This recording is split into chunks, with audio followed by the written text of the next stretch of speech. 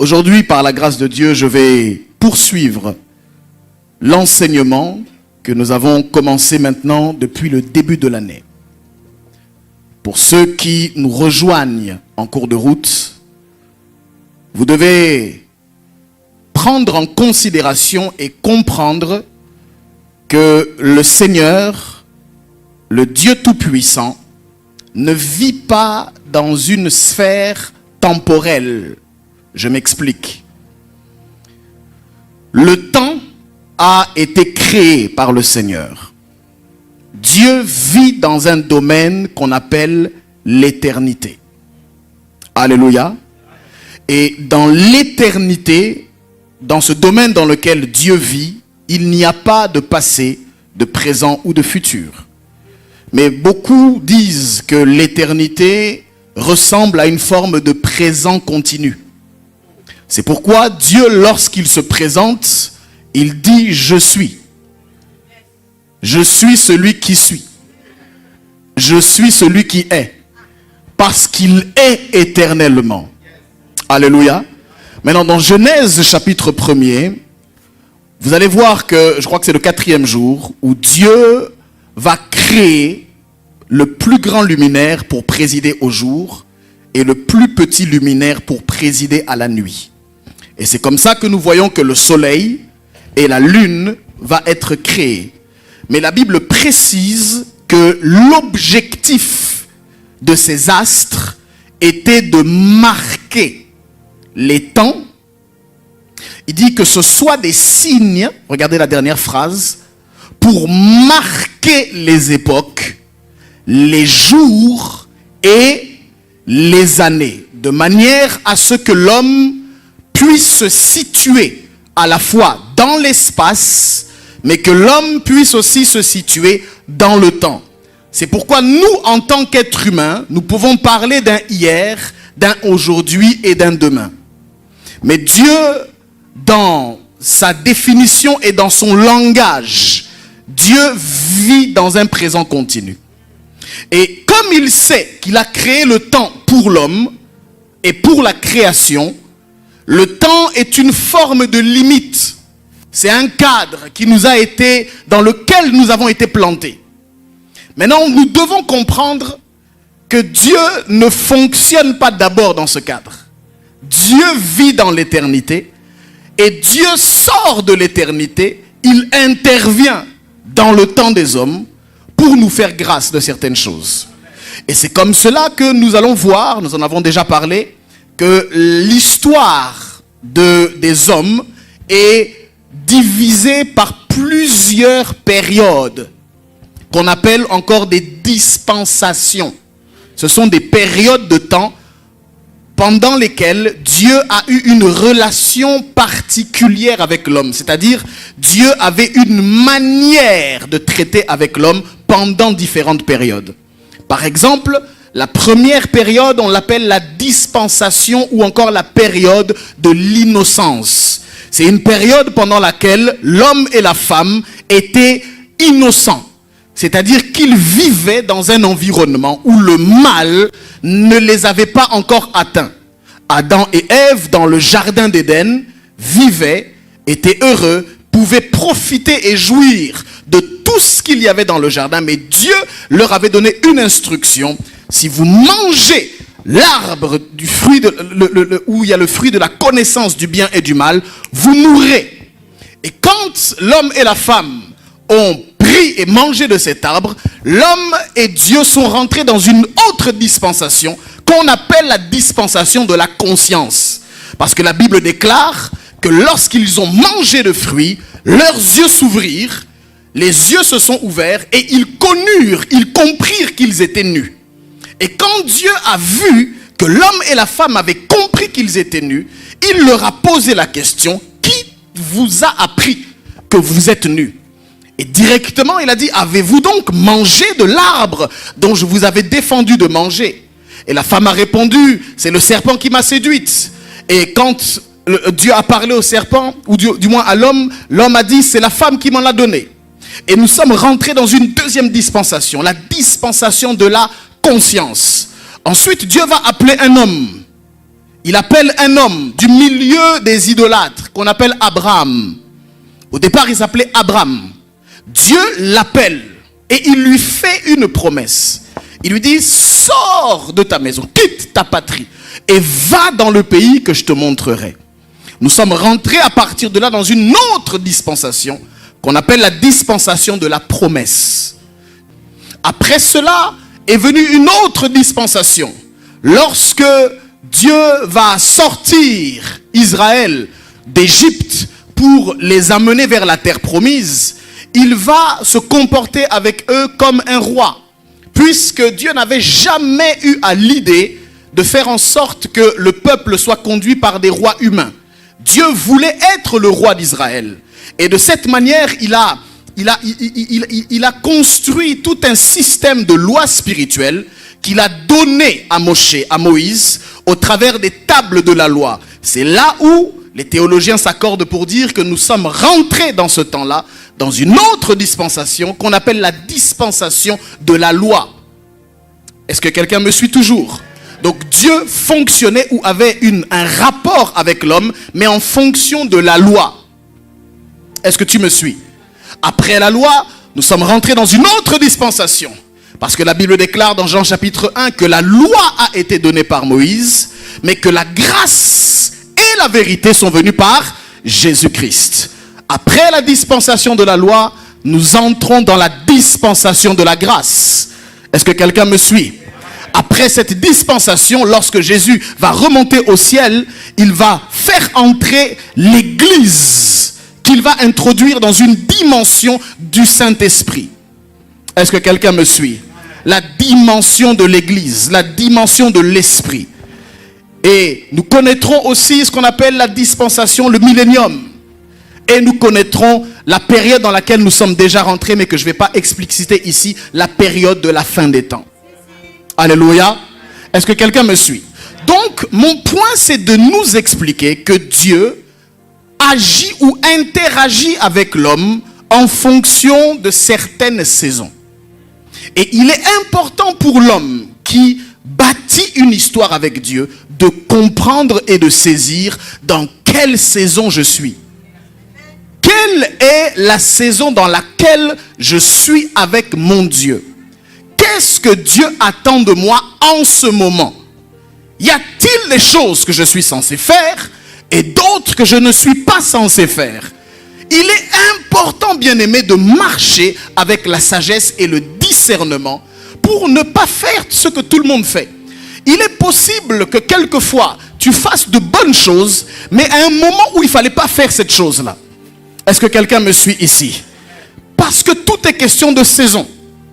Il y a des choses que tu fais bien, mais pas au bon endroit. Il y a des choses que tu fais au bon endroit, mais pas avec les bonnes personnes. Tu dois exercer la sagesse et le discernement. Est-ce que quelqu'un me suit ici? Donne-moi un bon amen.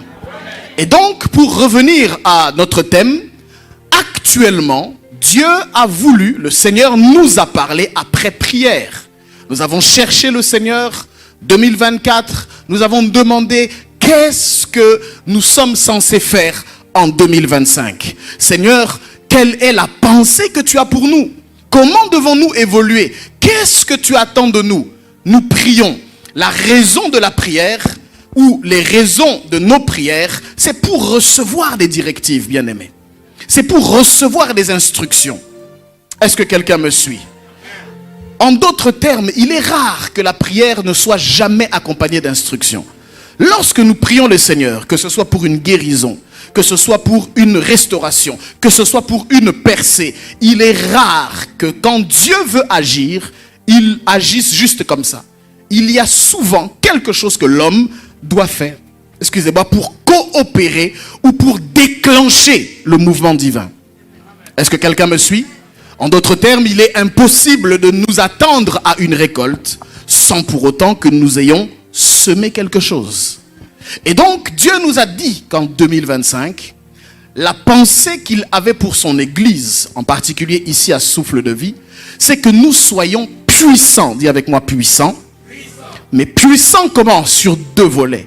Premièrement, puissants en parole. Et deuxièmement, puissants en œuvre. Est-ce que tu peux le dire avec moi? Puissant en parole et puissant en œuvre. Voici donc les choses que le Seigneur nous a soufflées à l'oreille alors que nous étions en train de prier. Et bien aimé, lorsque nous recevons une instruction du Seigneur, il faut surfer sur la vague qui est lancée, parce que nous savons que lorsque nous marchons sur la parole, c'est alors que Dieu l'accompagne des signes, des miracles et des prodiges dans le nom puissant de Jésus-Christ. Et donc si Dieu nous appelle à être puissants en parole et en œuvre, ça veut aussi dire qu'il va accompagner nos paroles de puissance et qu'il va accompagner nos actions de puissance. Ça veut dire que la puissance doit caractériser la vie que tu mènes, parce que tu es sous un parapluie prophétique qui parle de la puissance. Tu ne dois pas échapper à cette puissance-là. De gré ou de force, elle doit te toucher, elle doit affecter ton corps, elle doit affecter ta famille, elle doit affecter tes études, elle doit affecter ton travail, elle doit affecter tes finances, elle doit affecter ton intelligence, elle doit affecter tes économies, elle doit affecter tes relations, elle doit affecter ton église, elle doit affecter ta vie. Si tu le crois, donne un bon amen. Dis encore avec moi: la puissance. Voilà donc ce que Dieu veut pour son Église en 2025. Et le Seigneur nous a donné un plan pour que nous puissions atteindre l'objectif. Il nous a dit, pour être puissant, la première des choses, c'est que vous devez d'abord avoir le même langage que j'ai. Parce que ce n'est pas tout ce que vous définissez que moi je définis de la même manière. J'ai besoin que vous compreniez qu'est-ce que j'entends par puissance et dans quel domaine exactement je veux que vous soyez puissants. Le Seigneur nous a donné 5 domaines. Il nous a dit: soyez puissants émotionnellement. Il nous a dit deuxièmement: soyez puissants intellectuellement. Il nous a dit: soyez puissants socialement. Il nous a dit: soyez puissants spirituellement. Est-ce que quelqu'un me suit toujours là avec moi? Donc voici les 5 domaines dans lesquels Dieu nous appelle à être puissants en 2025. Après cela, Dieu nous a aussi expliqué que lorsqu'on parle ou qu'on évoque la notion de puissance, nous parlons aussi de 2 choses. Premièrement, il nous a dit: nous parlons de l'autorité. Et deuxièmement, il nous a dit: nous parlons du pouvoir. Tu ne peux pas être puissant si tu ne comprends pas et ne maîtrises pas la notion de l'autorité, mais aussi la notion du pouvoir. Est puissant une personne qui a ces 2 choses combinées. Quand tu as l'autorité sans le pouvoir, tu vas te retrouver à être un théoricien qui parle beaucoup, mais qui n'a pas la capacité d'appliquer et de pratiquer. Lorsque tu as le pouvoir sans l'autorité, tu ressembleras à un hors-la-loi qui fait des choses comme un médecin qui opère mais sans diplôme. Tu as donc besoin de qualification. Tu as besoin d'être légitime et cette légitimité doit t'amener à opérer. Je suis en train de déclarer dans cette église que tu vas avoir et l'autorité, mais aussi le pouvoir d'opérer dans la puissance en 2025. Je prie et je déclare dans ta vie: sois puissante en 2025. Sois puissant dans l'éducation de tes enfants. Sois puissant dans tes rapports avec tes collègues. Sois puissant dans ta famille. Sois puissant au milieu de tes frères, au milieu de tes sœurs. Sois puissant au nom de... Sois puissant. Alléluia. Et Dieu nous a dit donc: voici ces 5 domaines. Et voici les 2 choses que vous devez maîtriser. Et il convient pour nous désormais de comprendre comment faire cela. C'est pourquoi il faut prendre le temps d'enseigner. Alléluia. Dieu nous a donc dit: il faut d'abord que vous compreniez qu'est-ce que j'entends par la puissance. La deuxième chose que le Seigneur nous a dit, c'est: vous devez aussi comprendre pourquoi la puissance. Il ne s'agit pas juste de dire je dois être puissant en 2025. Il s'agit surtout de comprendre la raison pour laquelle je dis cela. Parce que quand une personne ne comprend pas l'objectif pour lequel Dieu l'appelle à faire quelque chose, il va risquer de détourner la chose et d'utiliser la puissance, non pas pour glorifier le Seigneur, non pas comme un outil pour démontrer que Dieu est vivant, mais il risquera d'utiliser la puissance pour ses propres intérêts et pour dominer les autres. La puissance à laquelle Dieu nous appelle, bien-aimés, n'est pas pour dominer les frères, n'est pas pour dominer les sœurs. Les dons spirituels que Dieu nous donne, ce n'est pas pour manipuler le peuple, mais c'est pour bénir le peuple. Si Dieu m'appelle à être puissant en parole, ce n'est pas d'abord pour maudire ceux qui m'ont fait du mal, mais c'est pour être l'image de Dieu dans leur vie et être potentiellement une source de salut pour celui qui s'approche de moi. Je veux être puissant, mais ce n'est pas pour m'enrichir. Je veux être puissant, mais ce n'est pas pour montrer que je suis puissant. Je veux être puissant, mais ce n'est pas pour dire aux autres que Dieu est seulement avec moi. Je veux être puissant, mais c'est pour démontrer la gloire de Dieu. Je veux être puissant pour que ma parole et ma prédication soient accompagnées des signes qui attestent que Dieu est derrière sa parole pour l'accomplir. Est-ce que quelqu'un me suit? Si tu me suis, donne un bon amen. Alléluia. Pourquoi être puissant? Et c'est là-dessus que nous nous étions arrêtés. Et nous avons commencé à donner sur les 5 ou 6 raisons pour lesquelles nous devons être puissants. Nous avons compris premièrement, de façon très simple, que la puissance, c'est d'abord un ordre. Dis avec moi, c'est un ordre. Et nous avions pris le psaume 68 au verset 29, où la Bible déclare: ton Dieu, dis-le bien, ton Dieu ordonne que tu sois puissant. Nous avons donc vu que c'était un ordre. Alléluia. Et en voyant donc que c'est un ordre, nous comprenons que ne pas être puissant ou ne pas aspirer, désirer la puissance, c'est considéré comme de la désobéissance. Et donc potentiellement comme, disons-le, un péché. Ou pour ne pas dire même de la rébellion. Parce que ton Dieu ordonne. Et la Bible est claire. La Bible n'a pas écrit ton Dieu conseille. Ou ton Dieu souhaite. Ton Dieu voudrait. Non, ton Dieu ordonne.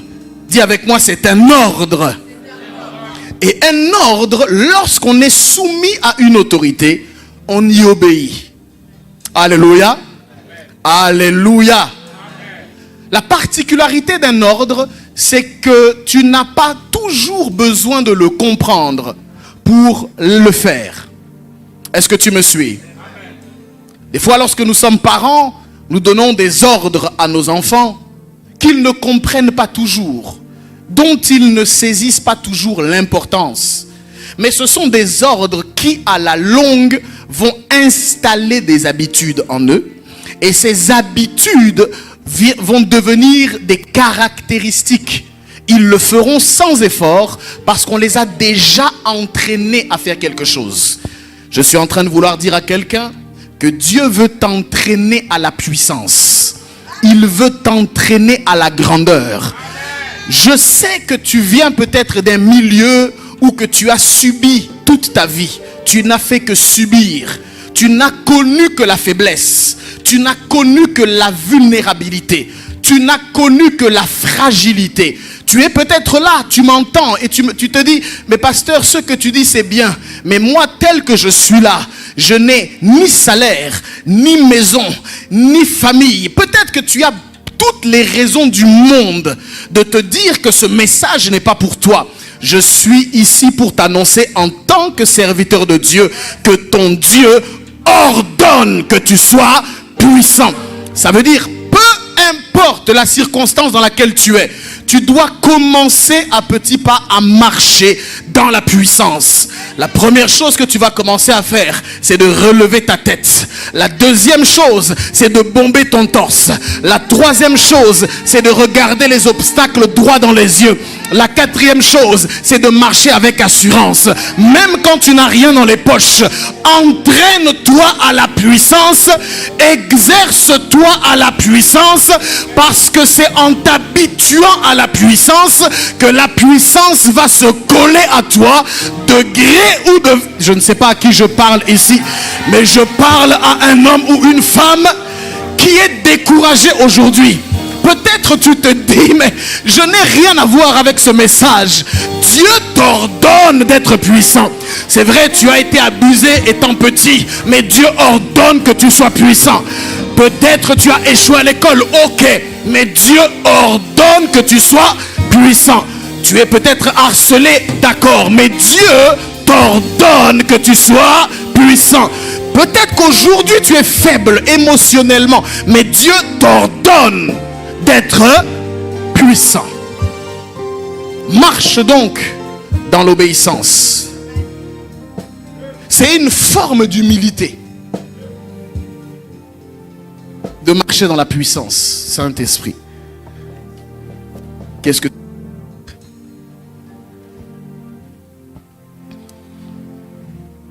C'est une forme, c'est de l'humilité que de marcher dans la puissance. Je sais que tu ne comprends pas ça maintenant, mais dis seulement Amen et dis Seigneur, aide-moi à comprendre. L'humilité, c'est d'obéir et c'est de marcher dans ce que Dieu veut. Alléluia. Pourquoi Dieu ordonne? On a vu que la première raison pour laquelle Dieu fait de la puissance un ordre. Ok? Nous sommes toujours dans... La première raison, c'est que c'est un ordre. Maintenant, nous essayons de comprendre pourquoi Dieu fait de ça un ordre. La première chose que nous avons vue, Dieu fait de ça un ordre pour éradiquer et effacer tous les doutes que tu pourrais avoir concernant la recherche de puissance. Pourquoi? On a pendant longtemps culpabilisé les hommes en leur expliquant que rechercher ou désirer la puissance n'était pas une bonne chose. Les dégâts de la religion et les dégâts de la culture en général nous poussent sans arrêt à ne pas chercher plus que ce qu'on a. Alors quand quelqu'un est ambitieux, spirituellement parlant, on lui dit, petit, calme-toi. Il ne faut pas chercher ces choses. Il ne faut pas vouloir être grand. Tu es trop ambitieux. Tu as trop les dents longues. Tu as trop d'appétit. Écoutez, pendant longtemps, nous avons cru ça. J'ai aussi cru ça pendant longtemps. Mais j'ai compris qu'en réalité, c'est un mensonge du diable. Pour maintenir les personnes dans une forme de tiédeur et de médiocrité. La Bible déclare aspirer aux dons spirituels. Désirer les dons spirituels. Bien-aimé, même si aujourd'hui quelqu'un vient te dire non, il faut pas vouloir aspirer au prophétique. Qui t'a dit ça? Paul est clair. Aspirer aux dons spirituels, surtout à celui de la prophétie. Je suis en train de déclarer ici, tu dois aspirer aux dons les meilleurs. Tu dois vouloir être puissant. Puissant dans la parole de connaissance. Puissant dans la guérison. Puissant dans le don des miracles. Puissant dans la prospérité financière. Puissant dans les dons spirituels. N'aie pas honte. C'est ce que Dieu veut. C'est ce que Dieu veut. Maintenant, pour équilibrer ce que je suis en train de dire, évidemment qu'il faut le faire avec de bonnes motivations. Nous ne sommes pas ici pour encourager l'orgueil spirituel. Nous ne sommes pas ici pour faire la promotion des mauvais cœurs. Évidemment qu'il faut avoir le cœur au bon endroit. Mais Dieu n'a jamais, au grand jamais, été contre l'ambition spirituelle. Et encore moins contre la puissance. C'est pourquoi il ordonne que tu sois... Alléluia. La deuxième raison pour laquelle la puissance est un ordre, suis-moi très bien, c'est parce que ton Dieu sait que ta vie est comme un panneau publicitaire. Alléluia. Dieu est conscient que lorsque tu te réclames de lui, il a tout intérêt à ce que ta vie reflète qui il est. Parce qu'il n'y a aucun père qui voudrait présenter ses enfants qui sont l'antithèse ou le contraire de ce qu'ils sont. Dieu veut que tu sois puissant tout simplement parce que tu es son enfant. Et que s'il est puissant, il est normal que tu le sois aussi. La Bible déclare tel il est, tel nous sommes. Donc, Dieu a intérêt pour sa réputation, pour son image et pour l'amour de son nom. Il a intérêt à ce que tu marches dans la puissance. C'est pourquoi il fait de la puissance un ordre. C'est une obligation. Dieu t'oblige à être puissant. Tu t'imagines? Dieu t'oblige à réussir. Dieu t'oblige à être excellent. Dieu t'oblige à briller. Quand tu dis non, moi je ne veux pas trop briller, Dieu te dit, il t'oblige à briller. Regarde ce qu'il a dit. Il a dit, vous êtes la lumière du monde. Vous êtes le sel de la terre. La lumière, la mettons soit sur une table pour qu'elle éclaire la chambre, ou on la met sous le lit. Nous avons la mentalité, Seigneur, nous voulons briller, mais sous le lit. Jésus dit non. Une lumière n'est utile que dans la mesure où elle éclaire ceux qui sont dans la chambre. Une lumière est utile dans la mesure où elle est sur une montagne, qu'elle éclaire la ville. Si tu es une lumière qui n'éclaire pas, tu n'as donc aucun intérêt d'exister. Alléluia. C'est pourquoi tu dois briller. Je disais, tu dois briller. Tu n'as pas le choix. Troisième raison pour laquelle Dieu fait de la puissance un ordre, c'est parce que Dieu sait que beaucoup aiment se contenter du minimum et du juste assez pour vivre. Payer ses factures, boire, manger, se vêtir, ça s'arrête là. Il est heureux, il est satisfait. Il a un travail, il a un appartement, il s'est acheté une voiture, il a une femme, 2 enfants, c'est bon.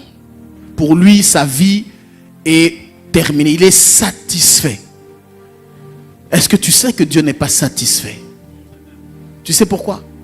D'abord parce que tu n'es pas venu sur la terre pour avoir une voiture d'abord. Ce n'est pas l'objectif de ta vie. Tu n'es pas venu sur la terre avec pour objectif final d'avoir enfin acheté ta maison. C'est une bonne chose d'acheter sa maison, mais ce n'est pas l'objectif final. Donc Dieu n'est pas impressionné par ça. Alléluia. Dieu veut que ta vie serve de panneau publicitaire. Dieu veut que ta vie lui soit utile. Quand on regarde ta vie, qu'on puisse se dire, voilà comment Dieu est capable de prendre un homme dans la boue et l'amener dans le palais du roi. Quand on regarde ta vie, on doit être en mesure de dire, waouh! Est-ce que tu sais que les Écritures disent que même les anges désirent plonger leur regard dans le mystère de l'homme? Ils ne comprennent pas. Comment quelqu'un peut être parti de zéro, Dieu l'emmène jusqu'en haut? C'est un témoignage. C'est pourquoi Dieu veut que tu sois puissant. Dieu sait que beaucoup aiment se contenter, se satisfaire du minimum, alors que Dieu veut prendre le maximum. Alléluia. C'est la raison pour laquelle tu vas voir qu'il y a certains combats que Dieu va permettre dans ta vie. Tu sais pourquoi? Parce que si c'était toi seulement, il sait que tu aimes trop la paix et que tu ne chercheras jamais à entrer en confrontation. Est-ce que tu me suis là où tu es? Regarde avec moi un texte dans Nombre chapitre 20, verset 14 au verset 21. Est-ce que tu es avec moi? Nombre chapitre 20, verset 14 au verset 21.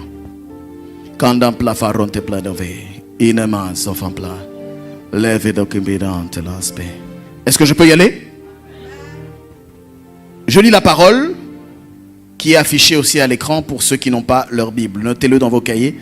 Il est écrit ceci: de Kadès, Moïse envoya des messagers au roi d'Édom. Tu es avec moi? Pour lui dire, regarde ce que Moïse dit. Ainsi parle ton frère Israël. Tu sais toutes les souffrances que nous avons éprouvées. Nos pères descendirent en Égypte et nous y demeurâmes longtemps. Mais les Égyptiens nous ont maltraités, nous et nos pères. Nous avons crié à l'Éternel et il a entendu notre voix. Tu es toujours avec moi? Il a envoyé un ange et nous a fait sortir de l'Égypte. Et voici, nous sommes à Kadès, ville à l'extrémité de ton territoire. Laisse-nous passer par ton pays. Nous ne traverserons ni les champs, ni les vignes, et nous ne boirons pas l'eau des puits. Nous suivrons la route royale sans nous détourner à droite ou à gauche, jusqu'à ce que nous ayons franchi ton territoire. Édom lui dit: tu ne passeras point chez moi, sinon je sortirai à ta rencontre avec l'épée. Les enfants d'Israël lui dirent: nous monterons par la grande route, et si jamais, je paraphrase, nous buvons de ton eau, moi et mes troupeaux, j'en paierai le prix. Il n'y aura rien de gratuit. Je ne ferai que passer avec mes pieds, pas autre chose. Il répondit: tu ne passeras pas. Et Édom sortit à sa rencontre avec un peuple nombreux et à main forte. Ainsi, Édom refusa de donner passage à Israël par son territoire. Et Israël se détourna de lui. Amen. Amen. Prends avec moi Nombre chapitre 24 au verset 17. Il est écrit ceci: je le vois, mais non maintenant. Je le contemple, mais non de près. Un astre sort de Jacob, un sceptre s'élève d'Israël. Il perce les flancs de Moab et il abat tous les enfants de Seth. Il se rend maître d'Édom. Dis avec moi: il se rend maître d'Édom. Édom, c'est le roi dont on vient de parler qui a refusé le passage. Il se rend maître de Séhir, ses ennemis. Israël manifeste sa force. Celui qui sort de Jacob règne en souverain. Il fait périr ceux qui s'échappent des villes. Parole du Seigneur, on acclame Dieu.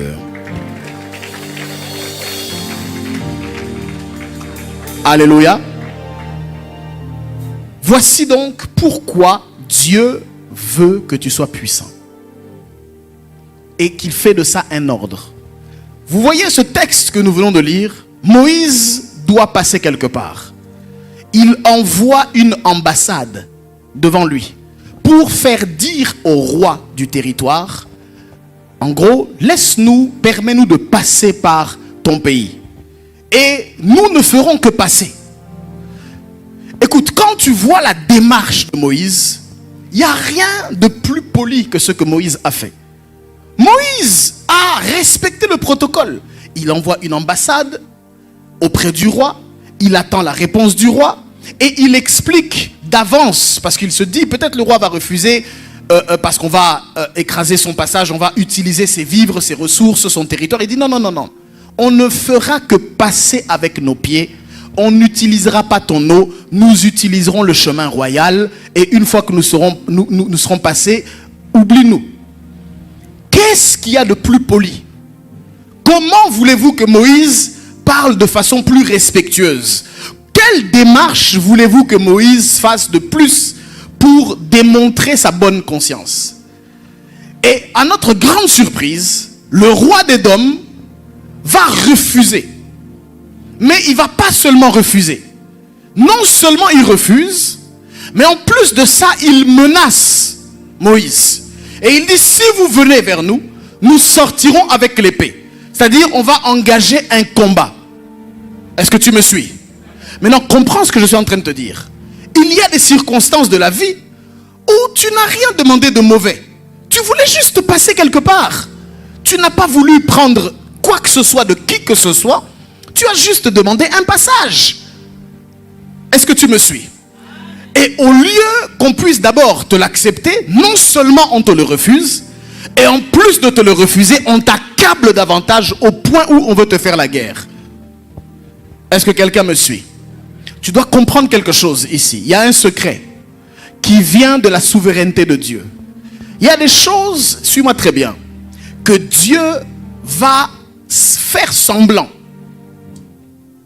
Il va permettre que certains conflits émergent dans ta vie pour que tu ne te contentes pas seulement de ce que tu avais prévu.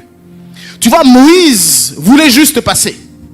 Mais dans son esprit, Dieu voulait en fait qu'Israël récupère le territoire. Je ne sais pas si quelqu'un me suit. Des fois, tu dis, je veux juste un petit boulot, un CDI. Alors que Dieu veut que tu puisses être responsable, CEO et créateur d'entreprise. Sauf que comme tu n'interprètes pas bien les choses, chaque fois que tu déposes un CV, on te refuse. Non seulement on te refuse, mais on t'humilie. Non seulement on te refuse, mais en plus on te met des bâtons dans les roues. Comprends que c'est à ce moment-là que la puissance de Dieu doit commencer à se manifester. Moïse n'avait pas compris. C'est pourquoi il s'est peut-être étonné. Mais comment moi je demande quelque chose de simple, on me menace avec la guerre? C'est parce que Dieu voulait trouver un prétexte pour que sa puissance puisse éclater au grand jour et que Israël ne fasse pas seulement que passer, mais que Israël récupère le territoire. Je suis en train de prophétiser à une personne. Tu ne cherchais qu'à passer, mais Dieu permettra que tu récupères le territoire. Tu ne voulais qu'une petite chose, mais Dieu va te permettre de t'établir. Tu ne voulais seulement que passer par quelque part. Dieu va t'établir comme maître de ce lieu. Je suis en train de prophétiser que tu auras l'entièreté du territoire et que tu ne vas pas seulement passer. Est-ce que quelqu'un me suit? Dieu veut que tu prennes le territoire. Et pour ça, il fallait qu'Israël soit puissant. Parce que si Israël n'était pas puissant, Édom pouvait battre Israël. Alléluia. Amen. Alléluia. Amen. Ne te contente pas du peu. Marche dans la puissance. Alléluia. Dis avec moi, la puissance est un ordre. Donc Dieu veut que tu sois puissant parce que c'est un ordre. Deuxièmement, Dieu veut que tu sois puissant parce que la puissance est nécessaire pour vaincre le mal et pour expérimenter la délivrance. Donne un bon amen à ça. Alléluia. Le monde spirituel est un monde de confrontation. Le monde spirituel est un monde de choc.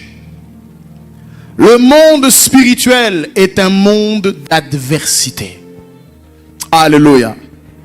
Certaines circonstances, bien-aimées dans le Seigneur, exigent que ce soit la puissance qui vienne en dernier recours pour trancher une situation conflictuelle, pour clore un débat ou pour jouer le rôle d'arbitre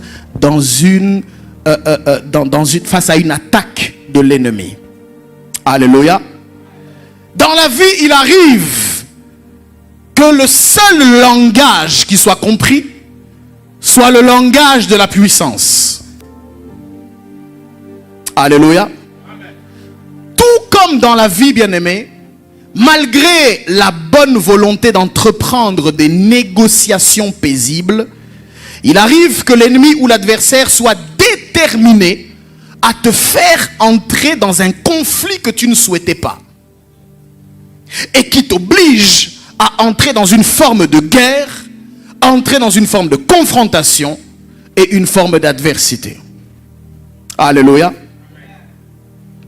Et quand tu es un homme ou une femme paisible, tu dois comprendre que le seul fait d'appartenir au Seigneur t'a déjà qualifié pour être un soldat, parce que comme ton pays est en guerre contre le royaume des ténèbres, en étant enfant de Dieu, tu es automatiquement en guerre. Raison pour laquelle tu ne peux pas te permettre, dans ce monde-ci, de marcher sans la puissance. Alléluia. Exode chapitre 3, verset 19.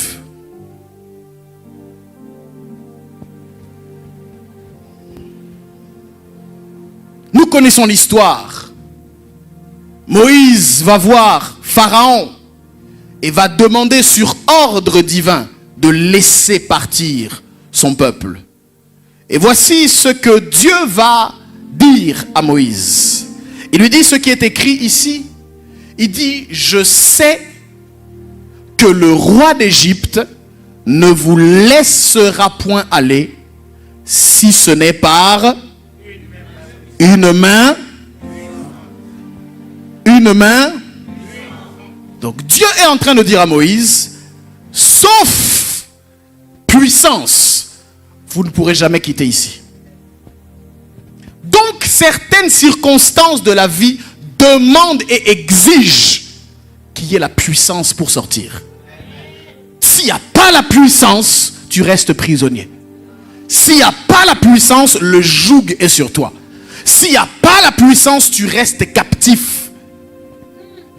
C'est pourquoi tu as besoin de la puissance pour être libre.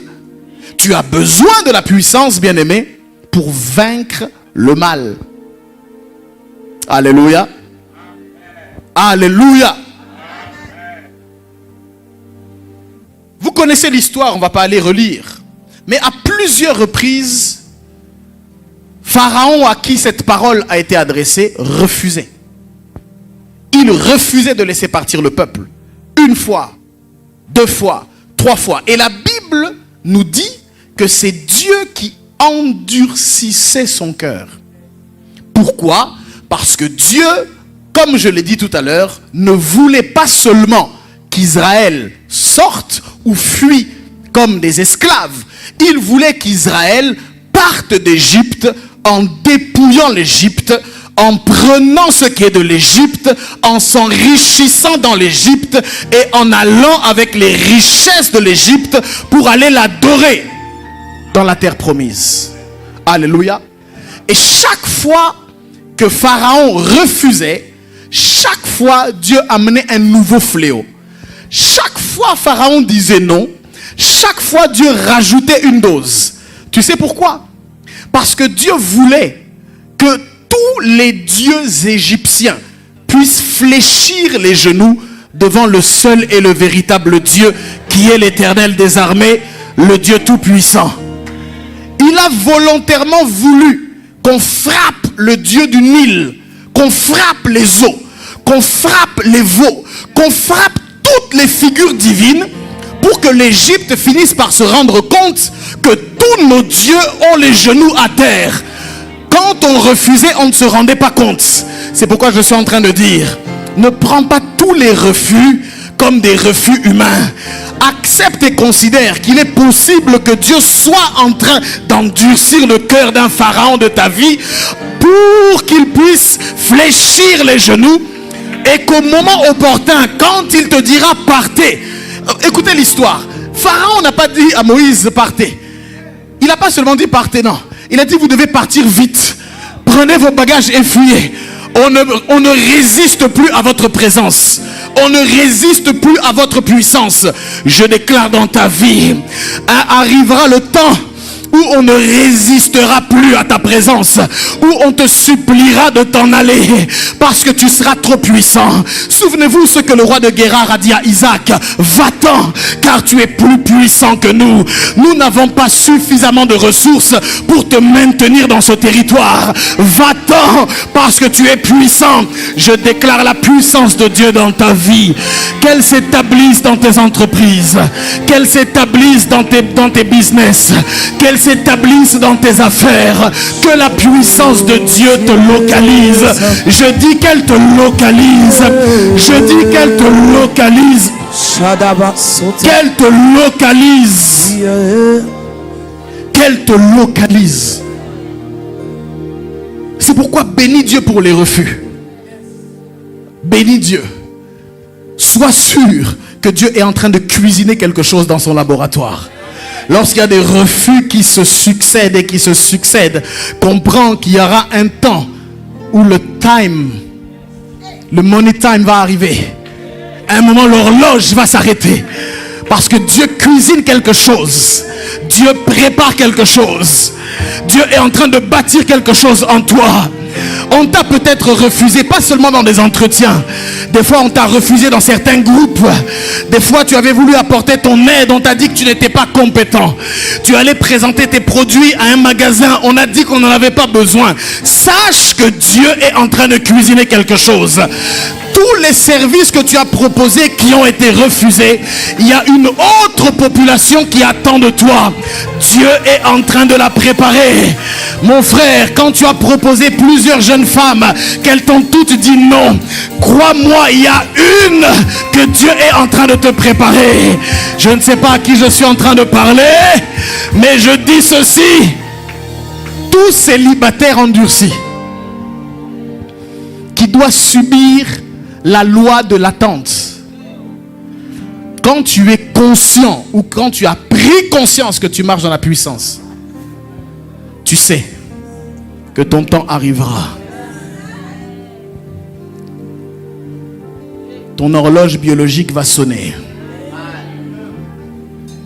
Révérend, quand l'horloge biologique sonne,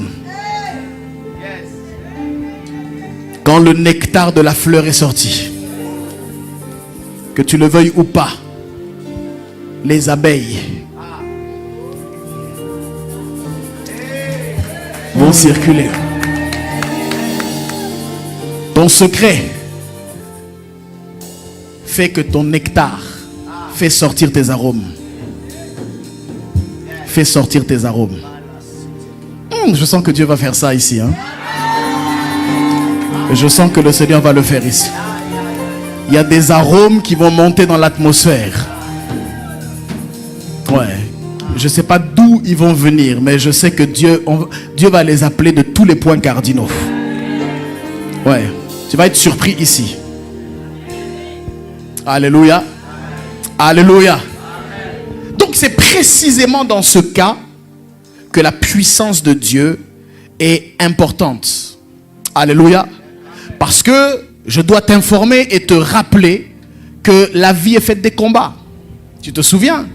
Il y a ce qu'on appelle les combats de la vie, auxquels tout homme est confronté. Et surtout en tant que disciple, il y a des combats qui valent la peine d'être combattus. Il y a des combats qui ne valent pas la peine que tu perdes ton énergie. Mais tu dois comprendre et accepter qu'il y a des combats. Et les combats de la vie demandent à ce que tu aies la puissance. Alléluia. Alléluia.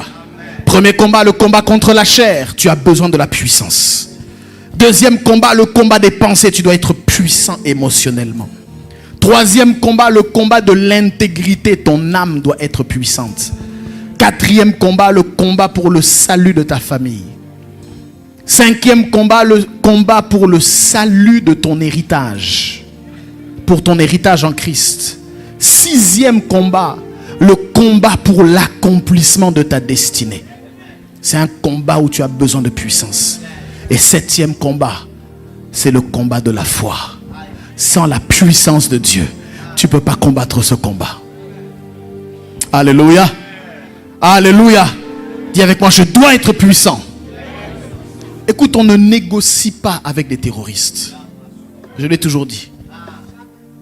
Un kamikaze, on ne négocie jamais avec. Le kamikaze ne comprend que le langage de la puissance. Ce n'est pas par des paroles que Goliath tombe. Goliath peut parler. Tu peux parler. Mais fin des fins, c'est sur le terrain de bataille. Alléluia. Jésus va dire dans Marc chapitre 3 verset 27 que personne ne peut entrer dans la maison d'un homme fort et piller ses biens sans avoir auparavant lié cet homme fort. Alors il pillera sa maison. Alléluia. Alléluia. Je finirai avec le troisième ou la troisième raison pour laquelle Dieu veut que nous soyons puissants. Et j'aimerais que tu me suives. Je finirai par ce grand point. La troisième raison pour laquelle tu dois être puissant, c'est parce que la puissance est la seule chose qui te permet de vivre une vie de sainteté. Tu dis pas bien amen, hein? Vivre la vie de Christ, tu as besoin de la puissance. C'est la seule manière pour toi d'être délivré du péché. Est-ce que tu me suis? Écoute-moi. La vie en Christ ne se vit pas par les efforts humains.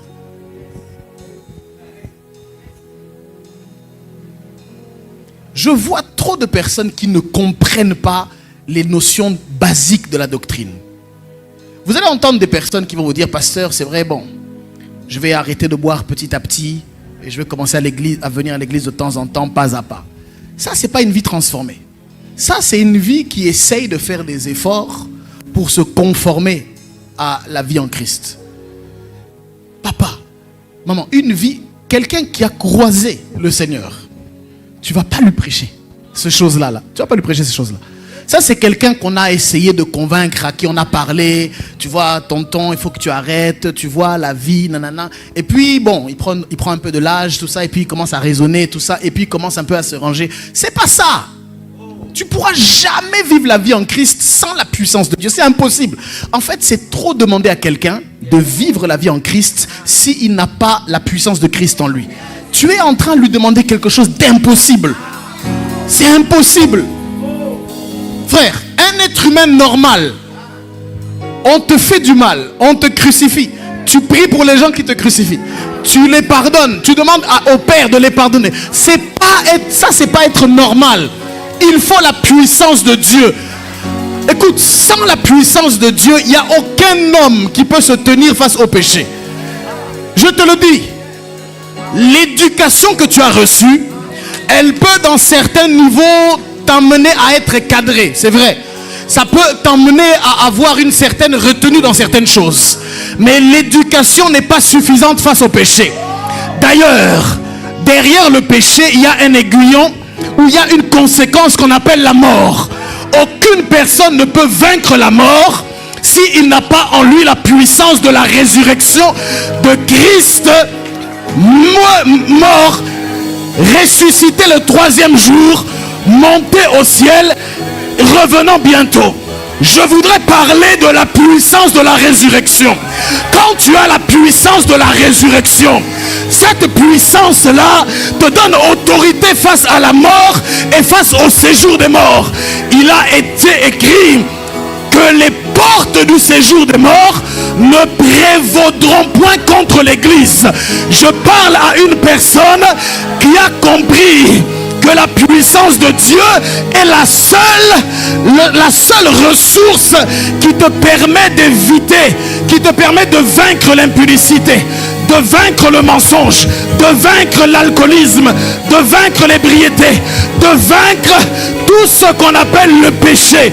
Je parle de Jésus-Christ ressuscité le troisième jour. Est-ce que je suis en train de parler à quelqu'un? Yes. Je prie que cette puissance descende dans ta vie aujourd'hui. Qu'elle te rende capable de dominer le péché. Qu'elle te rende capable de marcher sur les serpents. Qu'elle te rende capable de marcher sur les scorpions. Qu'elle te rende capable de marcher sur toute la puissance de l'ennemi. Et que rien ne puisse te nuire. Pendant que tu es en train de prier, que cette puissance descende sur toi. Nous sommes dans le temps apostolique et prophétique. Que cette puissance descende maintenant sur toi. Que cette puissance descende maintenant sur toi. J'appelle la puissance de la résurrection. La puissance de la résurrection, la puissance de la résurrection, la puissance de la résurrection. Le oh, j'aimerais que tu pries pendant quelques instants.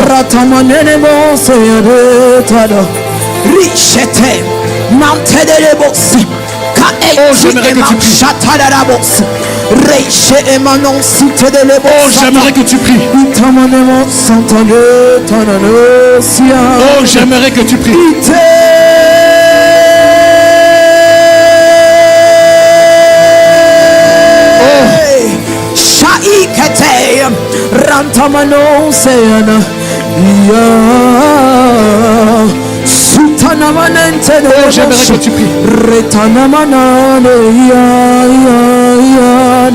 Soit 2 minutes de prière. Cette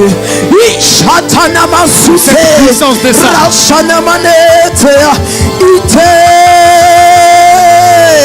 Que cette puissance descende. Où c'est fait, Rantana Maxota, Itenemenoshana, Raseta, Epaloche, Si Ekete, Rantana Nabose, Ishana Maneta Nadosia. Que la puissance de la résurrection descende sur toi. Descende sur toi. Descende sur toi. Descende sur toi. Elle tombe, descend sur toi. Elle tombe, descend sur toi. Elle tombe. La puissance de Dieu. Rachaikete, la sotananamos, et parabrasute. Qu'elle descende sur toi. Chanananamos, et kanamama mama, sitanamantea, uketelebosata, mante iketea, uchetelebos, matanamaneke, utanamashaya, ratamamamamama, ayashana manon seteleleia, maekea, kadosh, kadosh, kadosh, iketemene atoe, shaite epalias, ishana manote, rashana manete,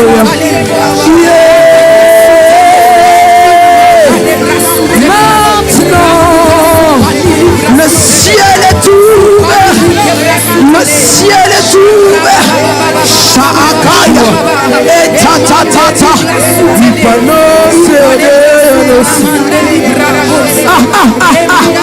Shade, Shade, Shade, Shade, Shade, Shade, elle tombe, au nom de Jésus.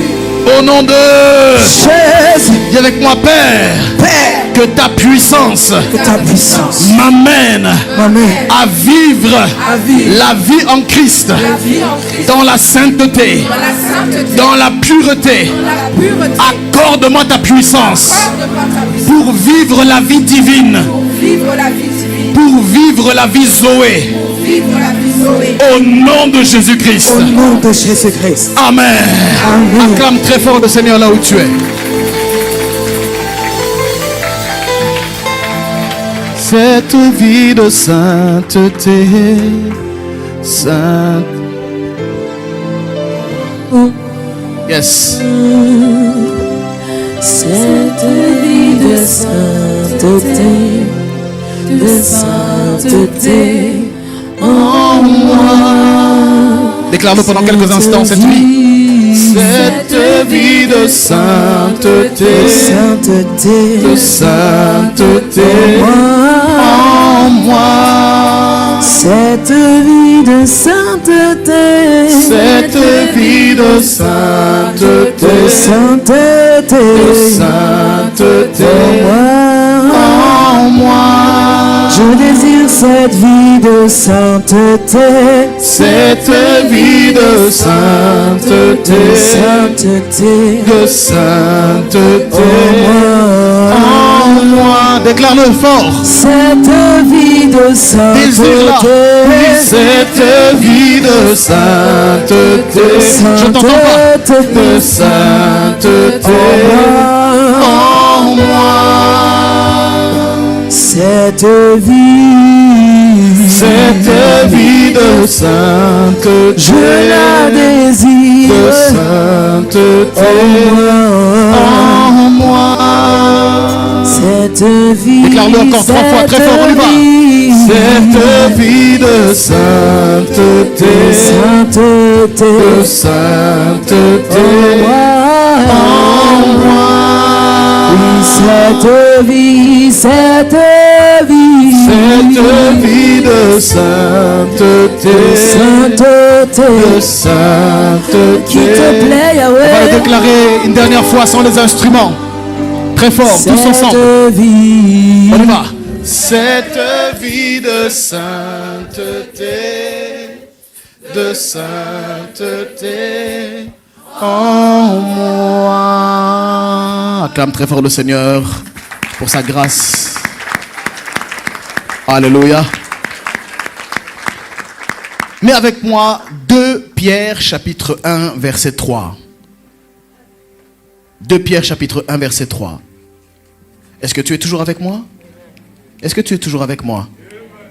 Dis avec moi, Seigneur, j'aspire à une vie de sainteté. Il est écrit, regardons ensemble, comme sa divine puissance, regarde bien, nous a donné tout ce qui contribue à la vie et à la piété, au moyen de la connaissance de celui qui nous a appelés par sa propre gloire et par sa vertu. Je vais lire des versions plus compréhensibles. Je vais lire 3 versions. Là, c'est la version Louis II. Je vais lire la version du Semeur. Écoutez ce que la version du Semeur, comment elle le traduit. Il est écrit, par sa puissance, en effet, Dieu nous a donné tout ce qu'il faut pour vivre dans la piété. Est-ce que quelqu'un comprend? La version Parole de vie nous dit, dans sa puissance, Dieu nous a donné tout ce qu'il faut pour vivre en lui restant fidèle. La version français courant dit, par sa divine puissance, le Seigneur nous a donné tout ce qui nous est nécessaire pour vivre dans l'attachement à Dieu. Amen. Parole du Seigneur. Nous voyons, bien-aimés, écoutez-moi bien, que dans ce passage, Dieu nous rend capables de vivre selon lui, mais par sa puissance. Est-ce que quelqu'un me suit? En fait, ça ne se fait pas en dehors de sa puissance. N'oubliez jamais que tout ce que nous faisons, ou je pourrais dire, tout ce que le Saint-Esprit a comme objectif de produire en nous, c'est 2 choses majeures. N'oubliez jamais ça. Première chose, être comme Christ. Tu me suis? Deuxième chose, faire comme Christ. Ça ne se résume qu'à ces 2 choses. Il faut être et faire. En fait, ces 2 choses-là nous ramènent au plan initial de Dieu qui s'appelle la ressemblance. Tout ce que le Saint-Esprit cherche à faire, c'est de nous ramener dans la ressemblance de Christ, qui est l'initiateur ou le prototype d'une nouvelle race d'êtres humains qui n'avait jamais existé avant lui. Alléluia. Est-ce que quelqu'un me comprend? Lorsque on accepte le Seigneur dans nos vies, nous changeons d'identité spirituelle. Et la vie que nous menons désormais n'est pas, je le répète, ce n'est pas une vie améliorée. Arrêtez avec cette histoire-là. Je fais des efforts, c'est bien.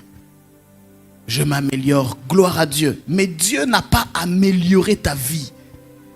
En recevant Christ, il n'a pas fait des travaux. Est-ce que tu me suis? Dieu n'a pas amélioré ta vie. Dieu change ta vie. C'est 2 choses différentes. Si on parle d'amélioration, ça veut dire on garde les anciennes fondations, on garde les anciens murs, on met un coup de peinture. Dieu n'est pas là pour les coups de peinture. Dieu rase la maison, il défriche le terrain, il enlève tout et il rebâtit à partir de rien. Je parle comme prophète cet après-midi. Que le renouvellement de ta vie soit effectif au nom de Jésus. Que Dieu enlève et abatte toutes les racines et les fondations qui n'appartenaient pas à sa lignée et qu'il reconstruise à partir de ces matériaux au nom de Dieu. Déconstruit et puis il rebâtit à partir de ces matériaux et avec ses propres méthodes. Tu sais ça? Dieu veut changer. Il ne rénove pas. Alléluia. Dieu ne rénove pas. Dieu change. Donc tu dois comprendre qu'en acceptant le Seigneur, tu as en même temps accepté de faire sortir l'ancien locataire qu'on appelle le vieil homme. Et que tu as accepté de faire entrer dans ta vie l'homme créé selon Dieu. L'homme nouveau. Tu n'as pas changé physiquement, mais ton être intérieur a changé. Il y a un nouveau locataire dedans, qui est en collaboration étroite avec l'Esprit du Seigneur, et qui te fait faire des choses que tu n'avais jamais envie de faire avant. Il te donne envie de prier. Il te donne envie de lire les Écritures. Il te rend conscient du péché dans lequel tu étais. Il te rend conscient de à quel point tu étais perdu, même quand tu avais des millions, même quand tu vivais une vie selon le monde, une vie réussie. Il te fait comprendre à quel point tu étais perdu avec ton argent. Il va te ramener à la conscience que toutes ces choses sont vanité. Quand Dieu rentre dans la vie d'une personne, quand le Seigneur entre réellement dans la vie de quelqu'un, cette personne-là, ça ne rate pas. Il va changer. Vous allez voir ce changement. Vous allez voir qu'il y a un avant et qu'il y a un après. Vous allez constater c'est plus la même personne. Vous allez le voir. Est-ce que quelqu'un me suit? C'est pourquoi nous n'avons pas honte de notre témoignage. Tu sais pourquoi on n'a pas honte? Parce qu'on sait que celui que nous étions n'est pas nous. C'était quelqu'un d'autre. Donc moi je me désolidarise du gars que j'étais. C'est pas moi. Si tu me parles de lui, je dis bien c'est lui, c'est pas moi. Moi je suis là aujourd'hui. Et je bénis Dieu pour sa présence dans ma vie. Et vous savez, il n'y a rien de meilleur, mon frère, ma soeur, il n'y a rien de mieux que de marcher avec l'assurance du salut. Est-ce que ça veut dire que tu es parfait? Non. Tu feras toujours des petites erreurs à droite à gauche, mais tu sais que ta conscience ne te reproche de rien. Tu marches en étant libre de toute culpabilité. Tu marches dans la paix. Tu marches dans la joie. Tu marches dans la sérénité. Tu te couches et tu t'endors en paix. Tu te réveilles car l'Éternel est ton soutien. Tu ne crains pas les myriades de peuples qui s'approchent de toutes parts. Lorsque tu as quelque chose, tu te dis, Seigneur, sauve-moi mon Dieu. Frappe à la joue tous mes ennemis. Consume les dents des méchants. C'est bon d'être en Christ. C'est bon d'être dans le Seigneur. C'est bon d'être libre. C'est bon de marcher dans la puissance. C'est bon de savoir que tu es puissant face au péché. C'est bon de savoir que là où hier tu tremblais devant le péché, tu étais faible devant le péché. Là où le péché venait, tu n'arrivais pas à résister. C'est bon de savoir que maintenant tu te tiens face au péché. Et que tu dis, c'est qui tu es qui? C'est bon. Vous savez, une chose que j'aime beaucoup par rapport à avant, je me souviens, il y avait des périodes où tout le monde a déjà connu les apnées du sommeil, des choses comme ça. Et je me souviens, on m'étranglait. Ça m'arrivait de dormir, on m'étrangle. Je me réveille. Et puis là, je commençais à prier. Je n'étais pas encore en Christ. Hein. Je ne connaissais pas Dieu. Mais je savais qu'il fallait prier. Ma mère me dit, s'il y a des choses comme ça, Doré, tu dois prier. Ma mère, vraiment, c'était son anniversaire. Maman, bon anniversaire, vraiment, quand même. Elle est incroyable. Elle me disait beaucoup de choses comme ça. Si tu fais des choses, des rêves, tu dois dire au nom de Jésus, tu te réveilles. Si tu vois quelqu'un qui te donne à manger dans un rêve, ne prends jamais, jamais, jamais. Maintenant, quand ça ne m'arrive plus. Mais des fois, vous savez, le diable attend. Il attend une occasion favorable. Et puis il réessaye. Hier, quand j'avais ça, je me levais, je priais, je paniquais. Maintenant, quand j'ai ça, Tu sais quoi? Je redors. Je prie plus. Je prie plus. Mais je fais pas ça juste pour... En fait, j'ai une assurance. J'ai pas besoin de gesticuler. Je tourne la tête, je mets mon drap et je dors. Alléluia. Être en Christ, avoir cette assurance, c'est la joie, c'est la paix.